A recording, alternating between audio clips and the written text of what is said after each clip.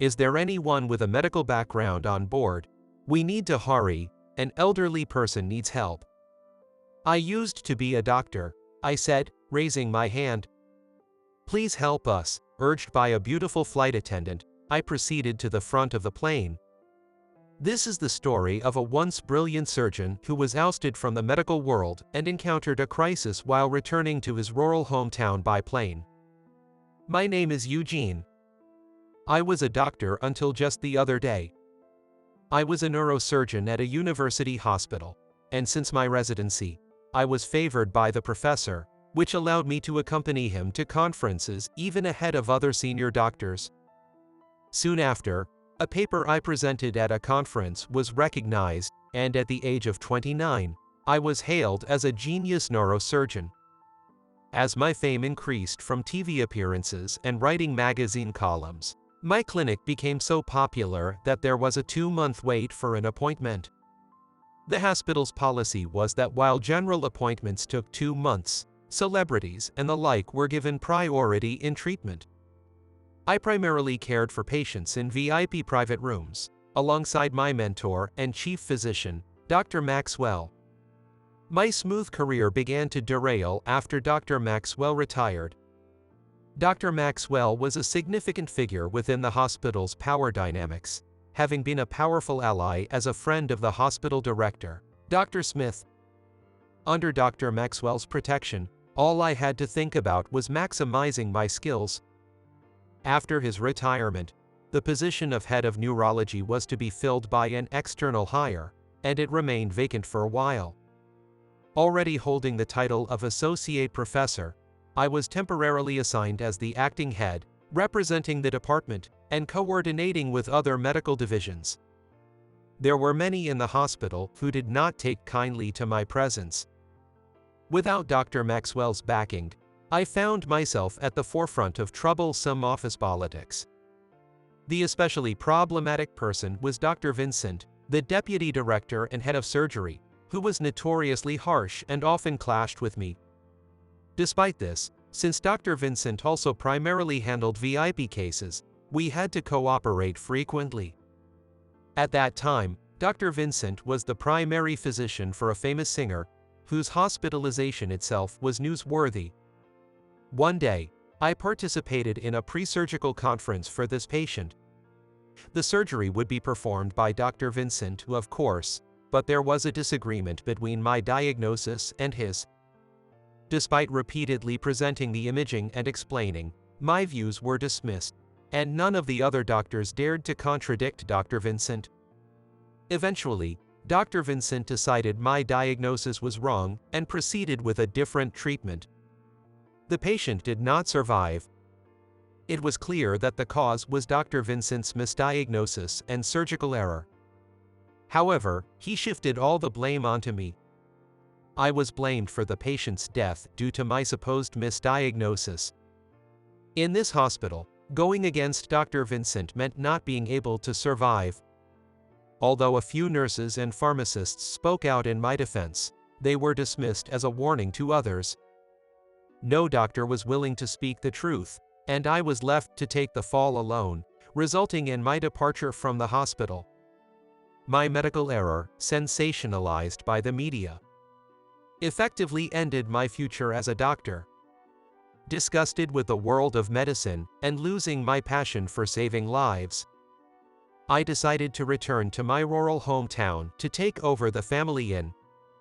It's about a 2-hour flight to my hometown.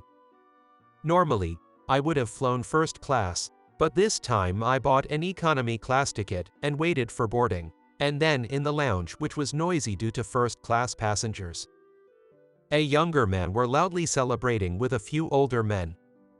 Other passengers frowned at their unrefined behavior, but they continued their loud conversations, which were clearly audible. Derek is the main guest at tomorrow's conference. It's unprecedented for someone his age to be a professor. From such conversations, it was evident. Some doctors and their entourage were heading to a conference. The doctor, clearly younger than the others, was being flattered and acting superior. Well, it's a world I no longer belong to. Once on the plane, I started to read a book. After takeoff, it wasn't long before there was a commotion up front. Apparently, there was a medical emergency in first class. Sure enough, the doctors from the lounge were also on the same flight. There was no role for me to play. I realize that I'm thinking about this. I've quit being a doctor, I'm just an ordinary person now. Just when I thought it had quieted down, a flight attendant rushed in from first class in a fluster. "Is there a doctor on board?" It was a phrase I often heard during my active days. There were doctors headed to a conference in first class. From the content of their pompous conversation, I guessed they were from a major hospital. Had they not attended to the patient? "Excuse me, aren't there some doctors from a hospital in first class?" When I raised my hand and called out to the frantic flight attendant, she looked at me as if grasping at straws. "Are you a doctor? Could you please help us?" My gesture caused a misunderstanding, but I was curious why those doctors hadn't responded, so I followed the attendant without clearing up the confusion. Upon reaching first class, it was chaotic. A group of doctors from the lounge before boarding were surrounding an elderly couple, attempting to administer treatment. "What should we do, Derek? It's not subsiding," said a man anxiously observing the patient, addressing the youngest and most authoritative among them. The elderly man was having a seizure and had lost consciousness. "Ma'am, is this the first time your husband has had an epileptic seizure?" Derek, the man addressed as such, spoke to the woman who was pale and holding her husband's hand. "Epilepsy? This is the first I've heard of it. Is my husband having an epileptic seizure?" These symptoms are definite. While individual reactions may vary, they should stabilize soon. It's important to keep him lying on his side to monitor his condition. Your husband is lucky to have me treating him. His entourage nodded in agreement. After all, Derek is the next chairman of the American Neurosurgical Society. He's an authority in this field. Being on this plane was a stroke of luck. They praised Derek in chorus. As I was led through this exchange by the flight attendant, I found myself standing before the patient. Despite having quit medicine, the patient's symptoms and possible diagnosis instantly came to mind. "Ma'am, was your husband taking any medication for high blood pressure?" "Yes, my husband has high blood pressure and regularly receives medication for it," the wife responded to my inquiry. Hearing this, I directed Derek and his group. "This is a case of hyponatremia. Derek, administer saline immediately." Since I had quit medicine, I no longer carried emergency medical supplies as I used to. "What? Who do you think you are giving orders to? Derek isn't someone that a doctor who can only afford economy class should be talking to." His group confronted me aggressively. Anyone, please prepare an IV quickly. Severe hyponatremia can closely mimic epileptic seizures. It's common knowledge in neurology. Derek's entourage started murmuring among themselves. "Is Derek's diagnosis incorrect? That can't be." They exchanged confused glances. Meanwhile, the man's seizures started again. If a respected doctor lets a patient die on a plane, he might as well be erased from the medical society, I said firmly. One of the entourage finally called a nurse from economy class, and they began administering an IV to the patient. "You guys, do whatever you want." Everyone fell silent, watching Derek's reactions. After the plane landed, I was urged to accompany the patient to the ambulance waiting on the tarmac. I hesitated honestly. It's such a rural place. Nobody here knows me. I reassured myself and was about to board the ambulance when Derek yelled, "Know your place, bumpkin, you've embarrassed me." At the hospital, I explained the situation to the doctor and reported the treatment and medication administered. Thanks to the appropriate measures, the patient will be able to go home soon. By the way, Dr. Thumpson, which hospital do you work at? The doctor praised my intervention and asked. No, I used to run a clinic, but I closed it down and am on my way back to my hometown. I brushed it off with a casual lie. The doctor accepted it easily, saying, "It's a shame for someone as skilled as you." After ensuring the man was stable, I silently left the hospital. I felt like I recognized the patient's face somehow, but I quickly forgot about it as I hurried back to my family home. When I arrived, my parents and my brother and his wife, who help run the family inn, all welcomed me. Despite what had been said on TV, no one mentioned it. They simply accepted me back. It's getting tougher to manage as we get older, so it's really helpful that you're here to assist, Eugene, my parents remarked. I'll train you thoroughly. True to their word, I started helping out with the inn the very next day. Though the work was entirely different from what I had done as a doctor, it was refreshingly challenging. Eugene, you can't be so condescending. This is hospitality. My brother unexpectedly advised me. I didn't intend to be, but perhaps that's how I appeared. And the work at the inn starts early. Preparing breakfast, seeing off guests, cleaning rooms, welcoming new guests, and preparing dinner. The list of tasks was endless. Harder than being a doctor, huh? My father commented, to which I could only nod. By the end of each day, I was exhausted and fell asleep the moment I hit the bed, which spared me the time to dwell on my hospital days. My days passed in a blur.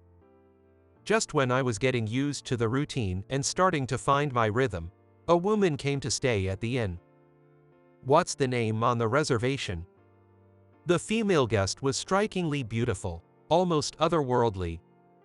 I thought I had seen her face before, perhaps she was an actress or model.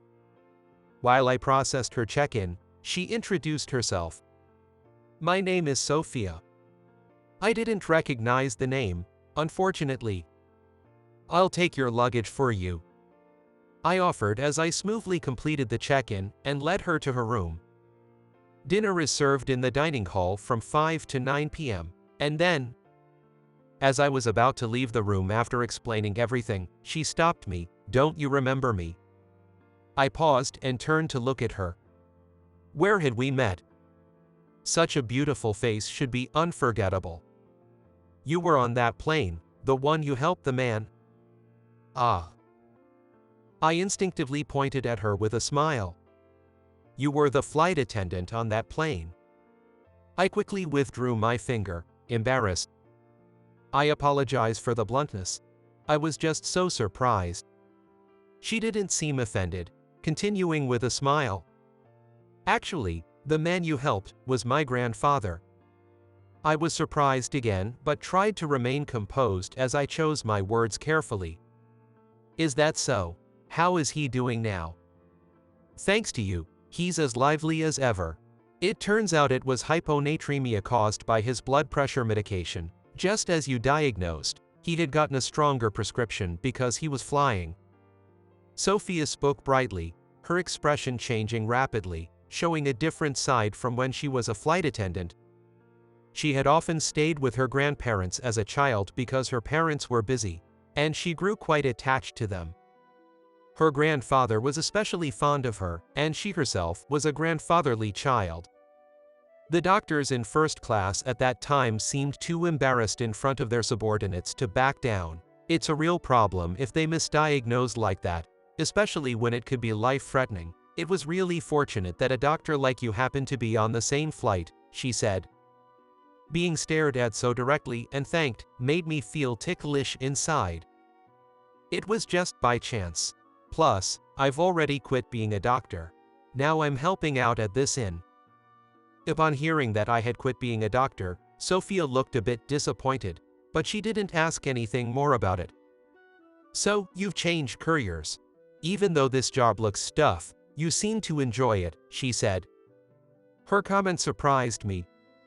Indeed, getting thanked by guests here felt different from when I was a doctor, and I genuinely appreciated it. Maybe this job suits me better. Yes, I enjoy this job. It offers a different kind of fulfillment from being a doctor.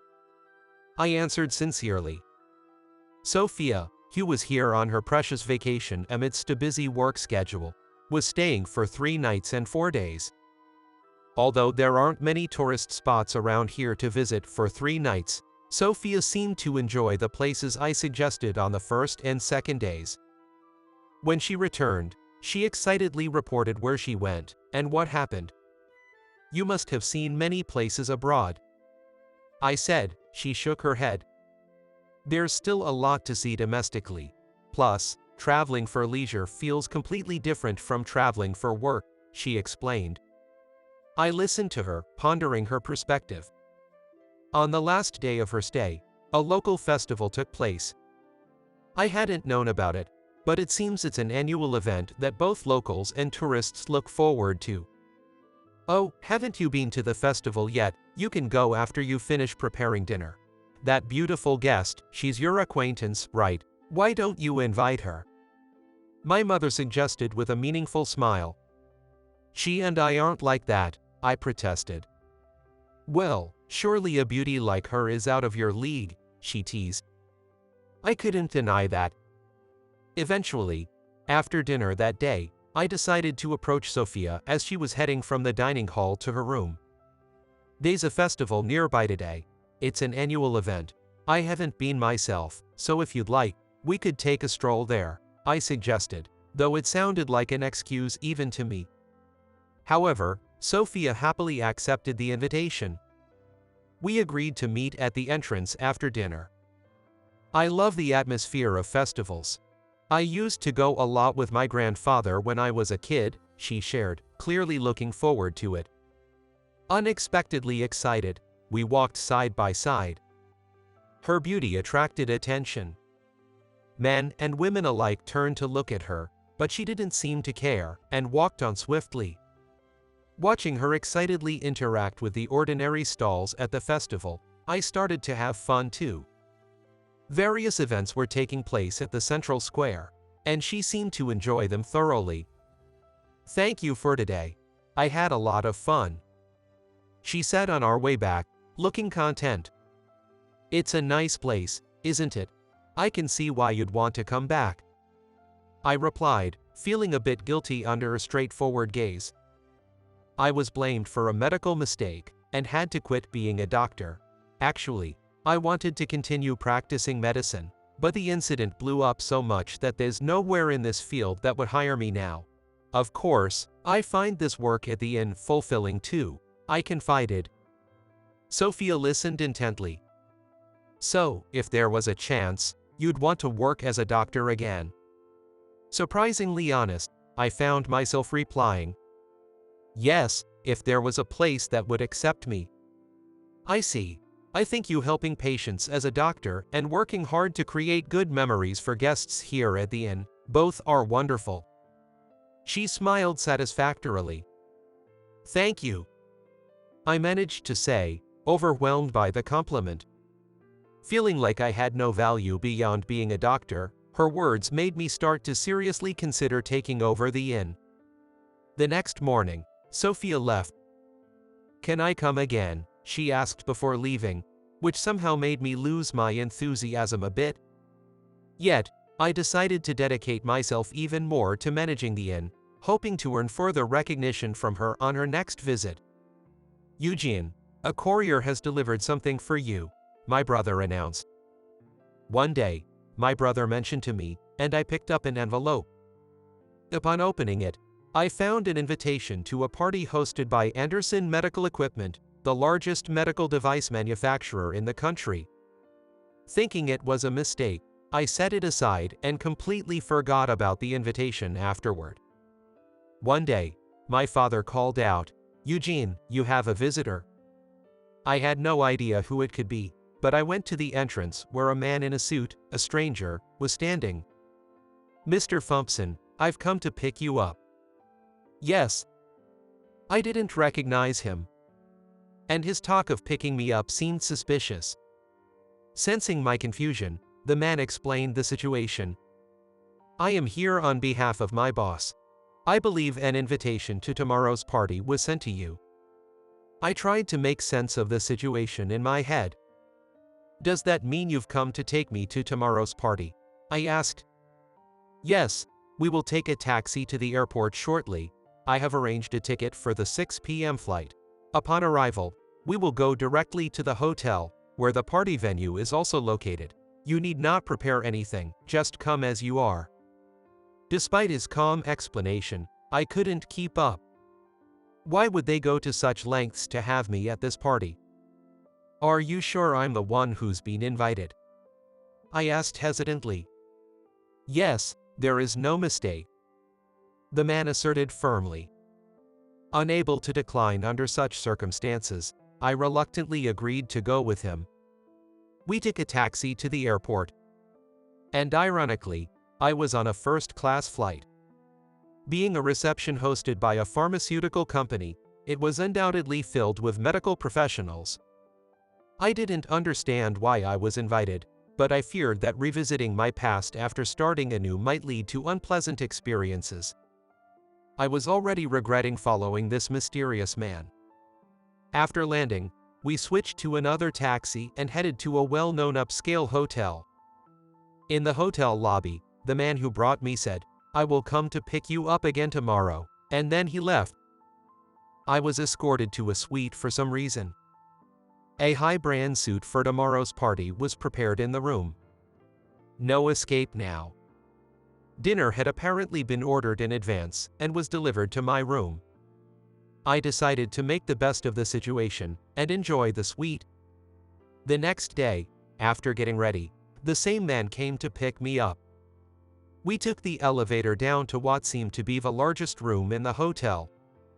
Food was arranged buffet style, and as I stood there blankly, a waiter handed me a glass of champagne. I wondered how many people were gathered here. Probably around 100. The crowd was all medical professionals, a familiar array of faces. Some recognized me and began whispering as they looked my way. Pretending not to notice the discomfort, I went to get some food. Then, I heard a familiar voice call out, "Eugene." Looking in the direction of the voice, Sophia was waving at me. Sophia. Dressed in a gown, Sophia was stunning, standing out even in a crowd. She had looked good in her flight attendant uniform and casual clothes during her travels, but today, she was as beautiful as any actress. I couldn't help but stare. "I'm glad you came. Can I get you a drink?"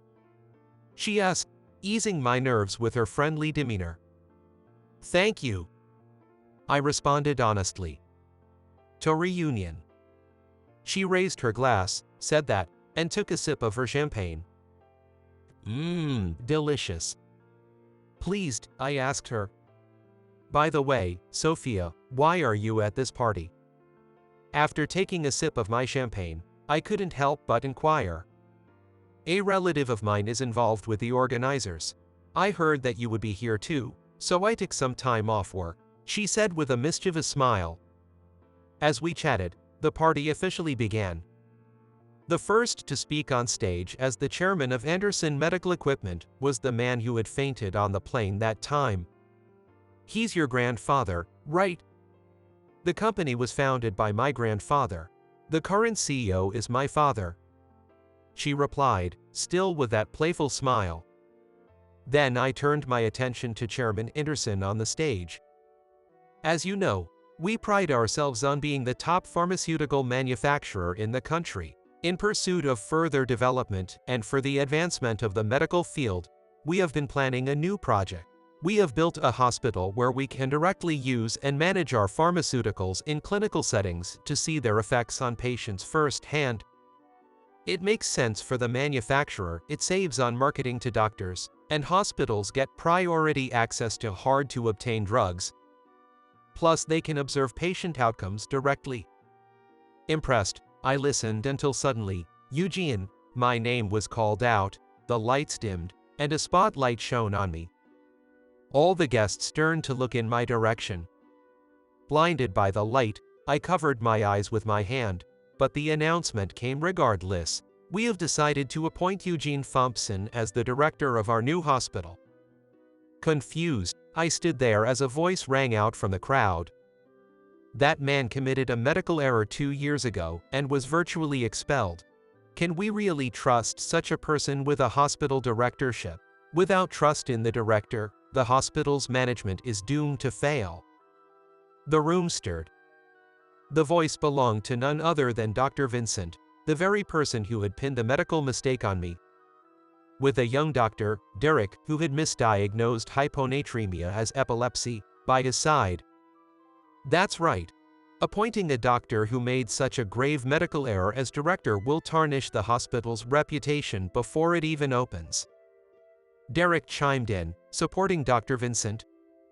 Sophia had told me that Dr. Vincent and Derek were uncle and nephew. But regarding that matter, the chairman began to speak, and the room quieted down again. When the incident made the news 2 years ago, our company's product was mentioned. I personally investigated the incident because our product was involved. And what did we find?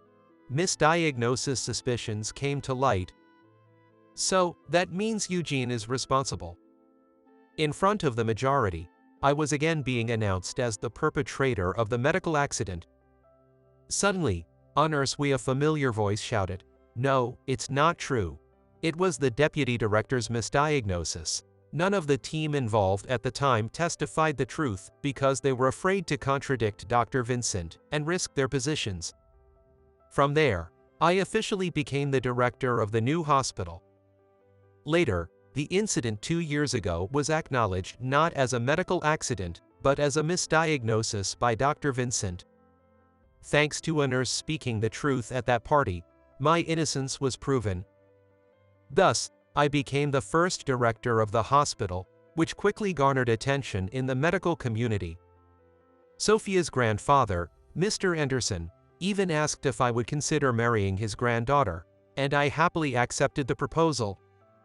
Sophia resigned from the airline to marry me, and she has been by my side ever since. The hospital's management is going smoothly, and we have been blessed with 2 children. Sophia, now approaching her senior years, is still beautiful and hides nothing. As a couple, we are somewhat famous within the hospital. There's just one secret plan I have kept from Sophia. I'm planning to retire from hospital management next year and return to my hometown with Sophia to take over the family inn. I can already picture the beautiful innkeeper by my side, smiling,